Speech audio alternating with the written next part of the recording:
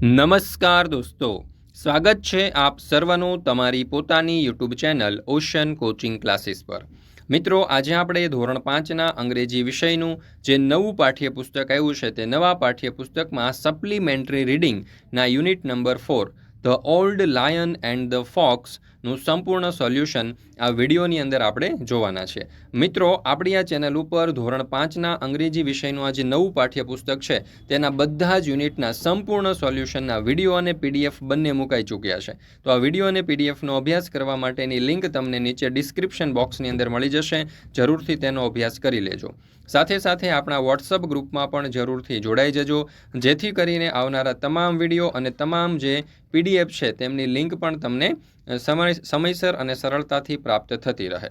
ચાલો તો શરૂ કરીએ ધોરણ 5ના અંગ્રેજી વિષયના સપ્લિમેન્ટરી રીડિંગના unit number 4 the old lion and the fox. તો અહીંયા તમે જોઈ શકો છો કે વાર્તાની શરૂઆત આપણને આપેલી છે। વન્સ અપોન અ ટાઈમ એટલે કે એકવાર એક સિંહ હતો। ધેર વોઝ અ લાયન એટલે કે એક સિંહ હતો। Once upon a time there was a lion એટલે કે એકવાર એક સિંહ હતો। હી ગ્રુ વેરી ઓલ્ડ એટલે કે વૃદ્ધ। હી ગ્રુ વેરી ઓલ્ડ તે ખૂબ વૃદ્ધ થઈ ગયો હતો। He was not able to hunt any animal for his food. He was not able તે સક્ષમ ન હતો ટુ હન્ટ એટલે કે શિકાર કરવા માટે, એની એનિમલ એટલે કે કોઈ પણ પ્રાણીનો, ફોર હિઝ ફૂડ એટલે કે પોતાના ખોરાક માટે, તે પોતાના ખોરાક માટે કોઈ પણ પ્રાણીનો શિકાર કરી શકતો ન હતો। So he said to himself તેથી તેણે પોતાની જાતને કહ્યું। So he said to himself તેથી તેણે પોતાની જાતને કહ્યું, I must do something to satisfy my hunger otherwise I will die. I must do something મારે કંઈક કરવું જ પડશે, ટુ સેટિસ્ફાય સંતોષવા માટે, માય હંગર મારી ભૂખ, અધરવાઇઝ આઈ વિલ ડાય નહીં તો હું મૃત્યુ પામીશ। I must do somethings to satisfy my hunger otherwise I will die એટલે કે મૃત્યુ પામું। મારે મારી ભૂખ સંતોષવા માટે કંઈક કરવું જ પડશે, નહીં તો હું મરી જઈશ। એટલે કે આ સિંહ જે છે તે હવે વૃદ્ધ થઈ ગયો હતો, તે કોઈ પણ પ્રાણીનો શિકાર કરી શકતો નહોતો, એટલા માટે તેને ખૂબ ભૂખ લાગતી હતી, પરંતુ આ ભૂખને સંતોષવા માટે એની પાસે કોઈ રસ્તો નહોતો। એટલે એ વિચારે છે કે હવે મારે કોઈક યુક્તિ કરવી પડશે, નહીં તો હું ભૂખના કારણે મૃત્યુ પામીશ। આવું વિચારી અને તે કોઈક યુક્તિ વિચારવાનું શરૂ કરે છે। He thought for a long time તે લાંબા સમય સુધી ખૂબ વિચાર કરે છે। એન્ડ એટ લાસ્ટ અને અંતે હી હેડ એન આઈડિયા તેને એક યુક્તિ સૂઝે છે। તે ખૂબ વિચાર કરે છે અને અંતે તેને એક યુક્તિ સૂઝે છે। He decided to lie down in the cave acting to be ill. He decided to lie down હવે જો ડિસાઇડેડ એટલે કે નક્કી કરવું, લાય ડાઉન એટલે કે આડા પડવાનું, ઇન ધ કેવ એટલે કે ગુફાની અંદર, એક્ટિંગ ટુ બી ઇલ એક્ટિંગ એટલે કે ઢોંગ કરવો, ડોળ કરવો, ટુ બી ઇલ બીમાર હોય તેવો, ઇલ એટલે કે બીમાર હોય, માંદો હોય। તો તેણે માંદો હોવાનો દેખાવ કરીને ગુફામાં આડા પડવાનું નક્કી કર્યું। હવે એણે જે યુક્તિ વિચારી છે એ યુક્તિ આપણને અહીંયા આપેલી છે। જુઓ શું વિચારે છે તે, કે he decided to lie down in the cave acting to be ill એટલે કે તેણે માંદા હોવાનો દેખાવ કરી અને ગુફામાં આડા પડવાનું નક્કી કર્યું। Any animal that came to see his health any animal કોઈ પણ પ્રાણી, ધેટ કેમ ટુ સી કે જે જોવા માટે આવે, હિઝ હેલ્થ તેમના સ્વાસ્થ્ય માટે એટલે કે તેમના સ્વાસ્થ્ય માટે ખબર અંતર પૂછવા માટે આવે, વુડ બીકમ હિઝ ફૂડ તે તેનો ખોરાક બની જશે। હી વુડ બીકમ એટલે કે તે બની જશે, હિઝ ફૂડ તેનો ખોરાક એટલે કે જે કોઈ પ્રાણી તેની તબિયત જોવા માટે આવશે તે તેનો શિકાર બની જશે। જો any animal that come to see his health જે કોઈ પણ પ્રાણી તેની તબિયત જોવા માટે આવશે, વુડ બીકમ હિઝ ફૂડ તે તેનો ખોરાક બની જશે। એટલે કે જે કોઈ પ્રાણી તેની તબિયત પૂછવા માટે આવે તેને જ મારી નાખવાનો અને તેને જ ખાઈ જવાનો। The old lion put his wicked plan into practice and it started working. The old lion put his wicked plan એટલે કે વૃદ્ધ સિંહે પોતાની આ ક્રૂર યોજના અમલમાં મૂકી। વિક્ડ પ્લાન એટલે કે ક્રૂર યોજના, પ્રેક્ટિસ એટલે કે અમલમાં મૂકવી, એન્ડ ઇટ સ્ટાર્ટેડ વર્કિંગ અને સ્ટાર્ટેડ વર્કિંગ એટલે તે સફળ પણ થઈ અને આ યુક્તિ જે છે તે કામ પણ કરતી હતી। જુઓ, વૃદ્ધ સિંહે પોતાની આ ક્રૂર યોજના અમલમાં મૂકી અને તે સફળ પણ થઈ। Many of his well wishers got killed many of his well wisher એટલે કે શુભ ચિંતકો, ગોટ કિલ્ડ મારી નખાયા. એટલે કે એના જેટલા પણ શુભચિંતકો આ સિંહની ખબર અંતર પૂછવા માટે આવ્યા તે બધા જ શુભચિંતકોને એટલે કે બધા જ પ્રાણીઓને સિંહે મારી નાખ્યા અને તેને ખાઈ ગયો. One day a fox came to visit the lion. One day એટલે કે એક દિવસ. અ ફોક્સ એટલે એક શિયાળ. Came to visit the lion એટલે કે એક દિવસ એક શિયાળ જે હોય છે તે આ સિંહની મુલાકાતે આવે છે. એટલે કે આ સિંહના ખબર અંતર પૂછવા માટે આવે છે. અહીંયા તમે જોઈ શકો છો કે આ શિયાળ જે છે તે સિંહની ગુફા તરફ એમના ખબર અંતર પૂછવા માટે જાય છે. વી નો ધેટ અમે જાણીએ છીએ, આપણે જાણીએ છીએ. Fox are very clever by nature. આ કે શિયાળ જે હોય છે તે સ્વભાવે ખૂબ હોશિયાર હોય છે. We know that foxes are very clever by nature. એટલે કે આપણે જાણીએ છીએ કે શિયાળ જે છે તે સ્વભાવે હોશિયાર હોય છે. The fox stood at the entrance. એટલે કે આ ફોક્સ જે છે શિયાળ જે છે તે ગુફાના પ્રવેશ દ્વાર પાસે ઊભું રહે છે. ઓફ ધ કેવ એટલે કે ગુફા. એન્ડ લુકડ અરાઉન્ડ અને આજુબાજુ જુએ છે. The fox stood at the entrance of the cave and looked around. એટલે કે શિયાળે ગુફાના પ્રવેશ દ્વાર પાસે ઊભા રહી અને આજુબાજુ જોયું. His six sense worked. એની જે છઠ્ઠી ઇન્દ્રિય હતી તે કામ કરી ગઈ. સિક્સ સેન્સ એટલે કે છઠ્ઠી ઇન્દ્રિય. વર્ક એટલે કે કામ કરી ગઈ. And he came to know the reality. And he came અને તે જાણી ગયું. નો એટલે કે જાણી જવું. રિયાલિટી એટલે કે વાસ્તવિકતા. અને આ શિયાળ જે છે તેને વાસ્તવિકતા સમજાઈ ગઈ. એટલે કે એ પ્રવેશ દ્વાર ઉપર આ ગુફા જે હોય છે એ ગુફાના પ્રવેશ દ્વાર ઉપર ઊભા રહે છે અને ત્યાં ઊભા નિરીક્ષણ કરે છે. અને નિરીક્ષણ કરતાં જ તેને સમજાઈ ગયું કે આ સિંહ જે છે તેની વાસ્તવિકતા શું છે અને આ ગુફાની વાસ્તવિકતા શું છે તે સમજી જાય છે.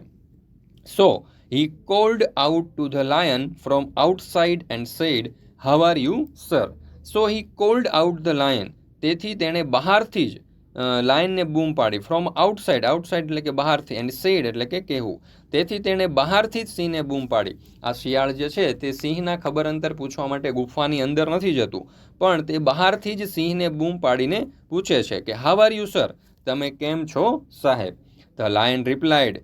લાયને જવાબ આપ્યો, સિંહે જવાબ આપ્યો. I am not feeling well at all. એટલે કે મારી તબિયત જરાય સારી નથી. આઈ એમ નોટ ફિલિંગ વેલ, મને કંઈ સારું લાગતું નથી, મારી તબિયત જરા પણ સારી નથી. But why don't you come inside. Why don't you come, તું શા માટે નથી આવતો. ઇનસાઇડ એટલે કે અંદર. પણ તું અંદર કેમ નથી આવતો.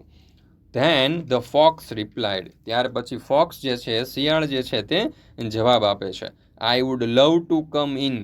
આઈ would love to come in એટલે કે સાહેબ મને અંદર આવવું ગમશે. But I can see that, પણ હું જોઈ શકું છું કે all footprints are going in to your cave. All footprints એટલે કે પગના નિશાન, પગના પંજા અંદર જાય છે. એટલે કે દરેક પ્રાણીઓના પગના જે પંજા છે તે અંદર જવા માટેના નિશાન છે. ઇન ટુ યોર કેવ, તમારી ગુફામાં. એટલે કે દરેક પ્રાણીઓ જે તમને મળવા આવ્યા છે એમના ગુફાની અંદર જવા માટેના નિશાન છે. And none R coming out, અને કોઈના પણ બહાર આવતા હોય એવા નિશાન નથી. એટલે કે આ ગુફામાં જેટલા પણ પ્રાણીઓ ગયા છે એ બધા અંદર જ છે, કોઈ બહાર આવ્યું નથી. I would be very foolish to come in. એટલે કે અંદર આવીને હું મૂર્ખ ઠરીશ. જો હું અંદર આવીશ તો તમે મને મારી નાખશો, ખાઈ જશો અને હું મૃત્યુ પામીશ અને હું મૂર્ખ ઠરીશ. એટલે એ શિયાળ જે કહેવા માંગે છે કે હું તો બુદ્ધિશાળી છું, હું તો ચતુર છું. એટલે ચતુર જે છે તે મૂર્ખ જેવા કામ કરે નહીં. એટલે કહે છે કે અંદર આવીને તો હું મૂર્ખ ઠરીશ. તો I would be very foolish to come in એટલે કે અંદર આવીને તો હું મૂર્ખ ઠરીશ. Saying so the fox went to alert the other animal. Saying so એટલે કે આવું કહીને, આમ કહીને, ધ ફોક્સ જે હોય છે શિયાળ જે હોય છે તે વેન્ટ ટુ જતું રહે છે.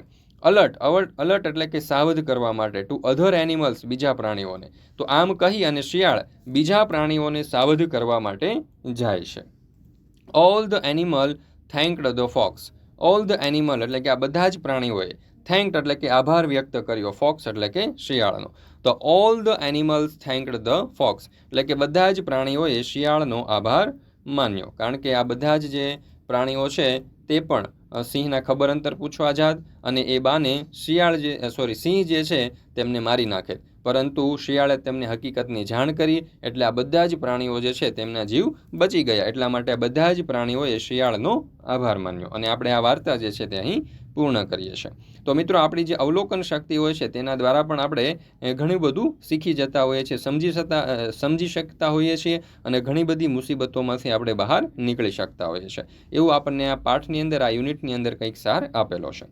ધોરણ 5ના અંગ્રેજી વિષયની આજે નવી પાઠ્યપુસ્તક આવ્યું છે, જે નવું બુક આવી છે.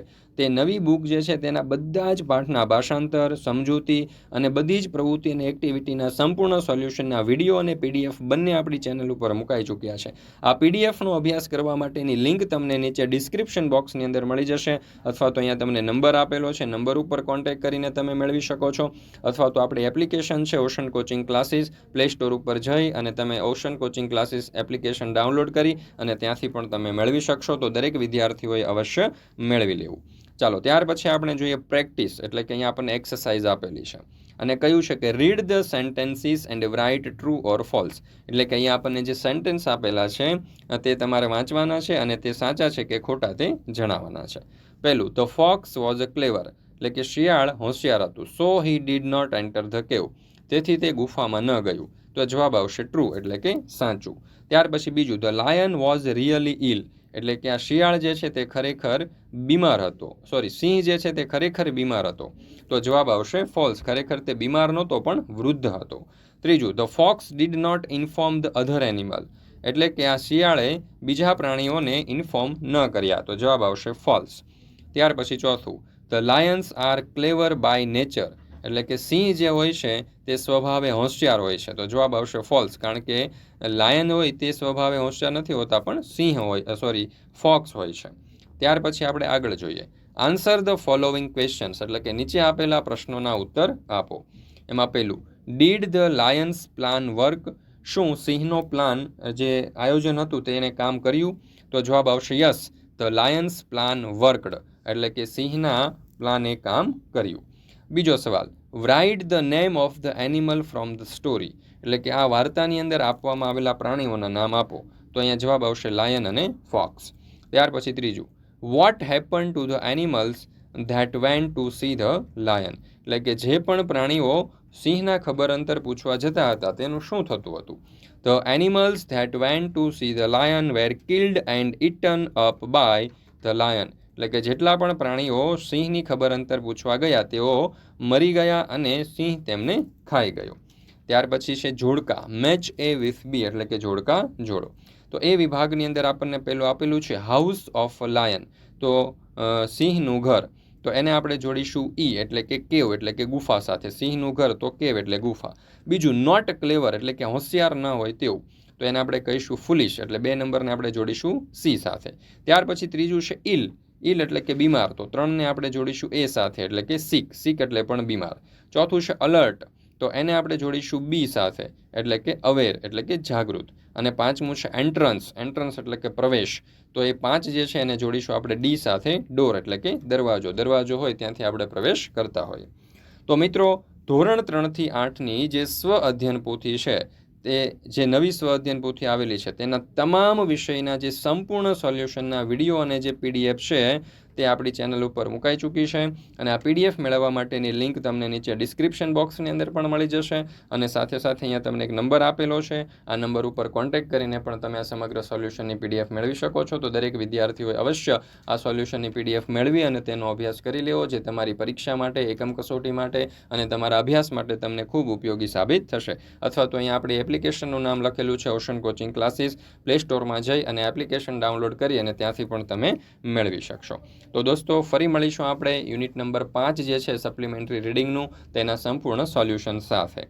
દોસ્તો, આ વિડીયો તમને પસંદ આવ્યો હોય તો લાઇક કરવાનું, તમારા મિત્રો સાથે શેર કરવાનું, આપણી આ ચેનલને સબસ્ક્રાઇબ ન કરી હોય તો સબસ્ક્રાઇબ કરવાનું ભૂલશો નહીં.